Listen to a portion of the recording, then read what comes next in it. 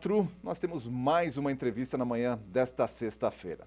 Nós estamos recebendo aqui nos estúdios da Rádio Cultura de Timbó o deputado federal pelo PSD de Santa Catarina, o deputado Ismael dos Santos, que vem acompanhado pelo nosso vice-prefeito, o Tuti.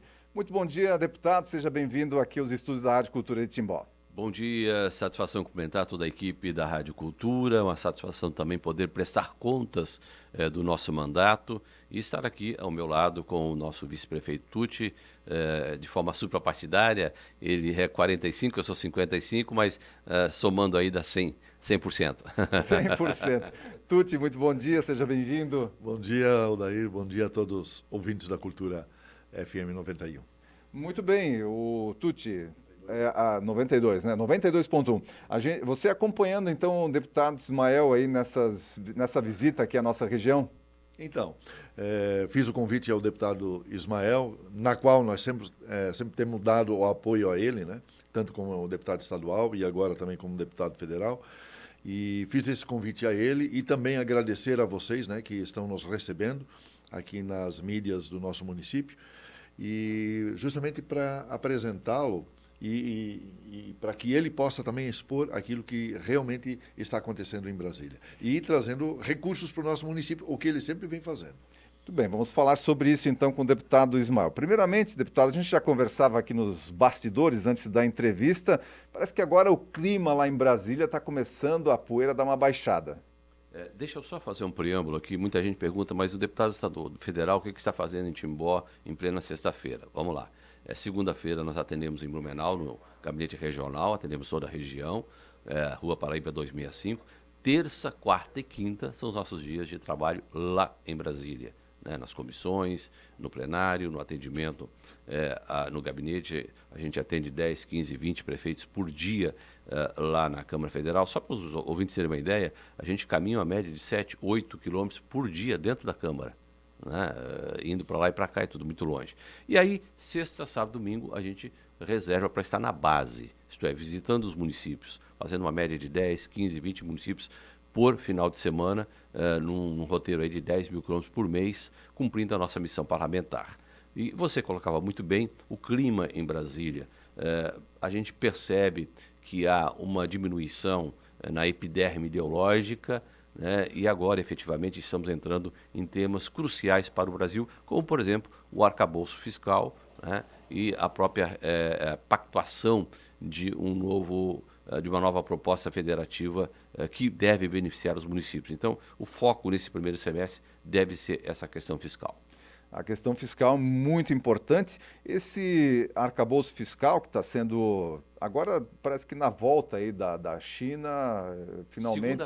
Segunda-feira deve chegar no Congresso Nacional a proposta final, até para que o nosso ouvinte entenda, né, o que é arcabouço fiscal. Nada mais é do que um conjunto de procedimentos para garantir seriedade e justiça no que diz respeito aos gastos do governo. Isso é o arcabouço fiscal. E aí, emendado a isso, né, nessa cadeia, veio o Pacto Federativo, que é a segunda etapa do processo, quando se vai discutir efetivamente quais são os percentuais que devem ser mantidos em nível nacional, estadual e, sobretudo, municipal. Nós entendemos que há um Congresso 65% conservador e que é muito municipalista. Então, mas há alguma expectativa, deputado, de alguma alteração nesse pacto federativo? Nos percentuais para os municípios.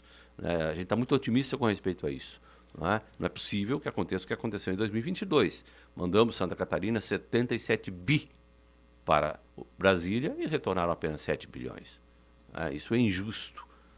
Até porque se diz, Santa Catarina é um estado rico que produz. Somos 1% do território do país, mas somos a quinta e a sexta economia e temos gargalos monumentais nas 7 rodovias federais, por exemplo, para não falar da 470 aqui, né, que está tão... o tema é batido, mas é necessário que se 10 bata, anos, né, para duplicar 10 quilômetros de Navegantes a Indaial e não conseguimos. 10 anos. Ontem eu cheguei 8 horas do voo de Brasília e levei 1 hora e 30 minutos para fazer 8 quilômetros do aeroporto de Navegantes até a ponte de Navegantes ali no entroncamento com a 101. 1 hora e meia para fazer 8 quilômetros. Então isso é inadmissível. né? E já devíamos estar pensando no 5º, no 6º, no 7º, no 8º lote. Né? Tivemos com o ministro Renan Calheiros, juntamente com o governador Jorginho e a bancada catarinense, e essa é a proposta, fazer o projeto para que a gente possa chegar até a 116. Falando em arcabouço fiscal, eu estava acompanhando aí também o que vem sendo noticiado. Há uma expectativa aí que na Câmara dos Deputados esse assunto seja ainda revisado e seja ainda apertado um pouco mais em relação à proposta que vem do governo, para garantir aí que a economia comece a fluir. O governo é sempre esperto, né? Ele sempre deixa um lastro, né? Porque sabe que realmente o deputado está muito mais preocupado com o município. Porque que as coisas acontecem, né? A educação, a saúde, a infraestrutura, enfim, é no município que é o dia a dia do cidadão. Muito bem, deputado. E com relação aí à questão segurança, porque hoje, obviamente, não dá para a gente não conversar a respeito disso depois do que aconteceu em Blumenau, sua cidade, né? E lamentável o fato que aconteceu por ali. E isso agora suscita a necessidade de políticas públicas voltadas para a segurança. Logicamente que agora o foco é a segurança da comunidade escolar. E o deputado também comentava que há uma discussão ampla nesse sentido. Quarta-feira nós tivemos 8 horas de audiência com o ministro, com apenas 5 minutos de intervalo. Mais de 50 deputados tiveram oportunidade de fala, inclusive eu. É bom lembrar, só eu e o deputado Pedro Kizai de Santa Catarina fazemos parte dessa comissão, uma das comissões mais importantes do Congresso. São 42 titulares dos 513. E a discussão básica foi a questão da segurança. É claro que a gente tem que ter cuidado, primeiro, de não colocar em pontos antagônicos família e escola. É preciso fazer essa junção, né? A escola precisa ser parceira da família, assim como a família é parceira da escola. Em Blumenau, um fato trágico, eu estive ali 40 minutos depois da tragédia, abraçando os familiares. Estive depois, no dia seguinte, no velório das 4 crianças. E é claro que, nesse momento, há centenas de projetos tramitando no Congresso. Vamos colocar a porta giratória, vamos aumentar os muros, vamos colocar o policial armado, como que é o governador Jorginho, pelo menos as 1.030 escolas estaduais, vamos colocar toda uma rede de sistema de câmeras, vamos trabalhar com as redes sociais, enfim, são várias coisas. Agora, não existe solução mágica, né? Existe uma rede de ações que precisam ser tomadas. Por exemplo, nesse caso de Blumenau, não foi ligado às redes sociais. O que a gente tem de informação é que o monstro lá de 25 anos passou a noite toda cheirando cocaína. E em 30 segundos pulou o muro e fez a desgraça que fez em 4 famílias. Então, é um caso à parte. Aí entra um negócio interessante que você falava há pouco aí, da questão da justiça, né? O CNJ, né, o Conselho Nacional de Justiça, baixou já uma normativa, está valendo desde fevereiro, para quê? Para em 12 meses, nos próximos 12 meses, fechar todos os manicômios. Então, malucos como esse, né, que tem que estar num tratamento psiquiátrico, nós não temos a penalidade de morte no Brasil, mas é preciso aí a prisão perpétua, no mínimo. Né? E monstros como esse não podem viver em sociedade. Não tem como. Né? Não aí tem como. O CNJ acha que não, uma terapia vai resolver. Não vai resolver coisa nenhuma. Um homem desse vai continuar cometendo atos e atrocidades piores do que essa. Inclusive, eu entrei com uma lei, né, para assustar essa normativa do CNJ. Espero que encontre guarida lá no Congresso Nacional, porque isso é inadmissível. Com certeza, né? A gente fala, a nossa legislação ela está cada vez mais favorecendo o bandido. É aquela história, está se vendo aí formas, né, de aumentar muros e segurança armada. Então, a gente está prendendo as pessoas dentro das escolas, dentro das entidades, dentro das casas, enquanto isso, esse tipo de gente está andando livremente pela sociedade. É uma triste realidade. Uma triste realidade, com certeza. Deputado, vamos falar de projeto aqui para a nossa região. Perfeito. Nós tivemos um bom diálogo com a FACISC, com a Fiesc, no sentido de mapearmos os gargalos de Santa Catarina, né, até porque eu fiz votos nos 295 municípios. mas é claro, com prioridade para a nossa região. E algumas pautas fundamentais, não vou nem falar da 470, tivemos lá com o ministro Renan Calheiros Filho, juntamente com o governador Jorginho. É bom lembrar, no ano passado, 2022, Santa Catarina recebeu apenas 289 milhões para as 7 rodovias federais. Para as 7 rodovias, temos 9, 2 são pedagiadas, a 101 e a 116. É muito pouco, é muito pouco. O ministro se comprometeu em 800 milhões para 2023, nós pedimos 1 bilhão, no mínimo, 3 vezes mais. Mesmo assim, só a 470 vai precisar de 400 milhões para concluir. O que ele garantiu? E é bom que os nossos ouvintes saibam que até 31 de dezembro ele completa a duplicação de Gaspar até Navegantes, são cerca de 50 quilômetros, e aí de Gaspar a Indaial é que está o grande gargalo. Nós temos 40 desapropriações ainda para ser feitas, uma série de artes de obras como pontes, viadutos, passarelas, etc. e tal, uma região muito urbanizada, e isso aí, lamentavelmente, vai se arrastar por mais 2 anos. Deputado, e para a gente está tendo que se encaminhar para o final da nossa Perfeito. conversa, que está muito boa.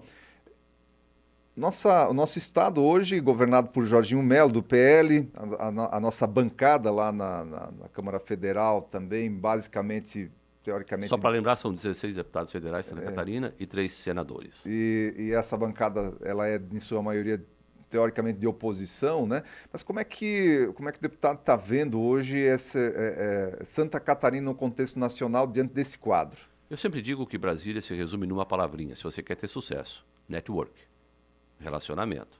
Né?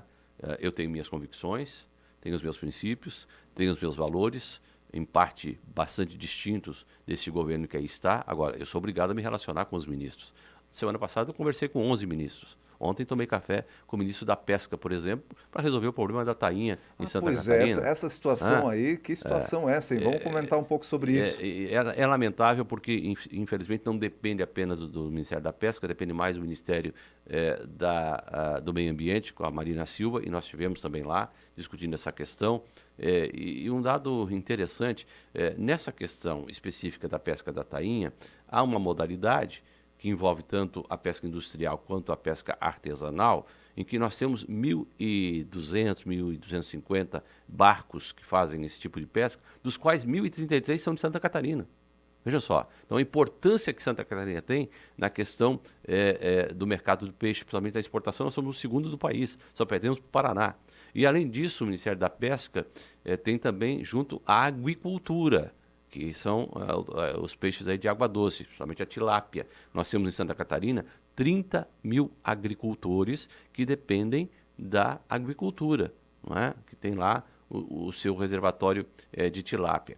Então são questões como essa que nós levamos ao ministro, e ele muito sensível, aliás é do PSD também, o ministro André de Paula, que é um deputado federal, e o que nós estamos encontrando de entrave é com o meio ambiente. Porque, infelizmente, o que acontece? Técnicos que estão dentro de uma sala muito gostosa, tranquila, com ar-condicionado, que não entendem nada de peixe, fazem suas normativas. E aí, qual foi a nossa proposta? Eu quero aqui, inclusive, parabenizar o senador Esperidião Amin, a ideia veio dele e a gente se somou, para que se repitam os mesmos números e as mesmas tabelas de 2022, para não prejudicar principalmente o pescador artesanal. Nós temos mais de 42 colônias de pescadores em Santa Catarina. Então, é nisso que a gente precisa fazer o enfrentamento.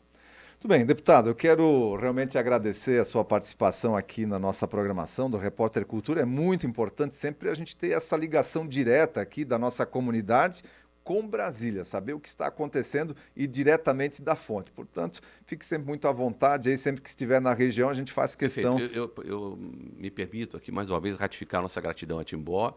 Foram 110.531 eleitores de Santa Catarina, dos quais quase 800 aqui em Timbó. Uma belíssima votação, quero agradecer o Tuti, que coordenou toda essa caminhada conosco aqui. Eu tenho um vínculo muito forte com Timbó, sobretudo emotivo, porque papai trabalhou aqui há meio século. Aqui nasceu um garoto, meu irmão, que se chamava Ismael dos Santos. Aqui em Timbó. Na Timbó? Tá sepultado aqui, com 5 dias foi a óbito. Aí papai mudou para Blumenau, um ano depois eu nasci, mamãe decidiu colocar o mesmo nome. Mas onde que seu pai trabalhou aqui em Timbó? Papai era pastor evangélico, pastor né? evangélico Da Assembleia aqui. de Deus. Então ele começou aqui a sua caminhada. Olha Então só, isso traz um tem uma vínculo ligação emotivo realmente muito forte com Timbó. E mais 2 irmãs nasceram aqui também. Muito bem. Ismael, obrigado pela presença. Satisfação, aí. estamos à disposição, nosso gabinete, 47 996 25 28 28 é o meu telefone, não é da Câmara, é meu, é eu que pago a conta, pode ligar a qualquer hora, estou à disposição, buscando fazer mais e melhor por Santa Catarina.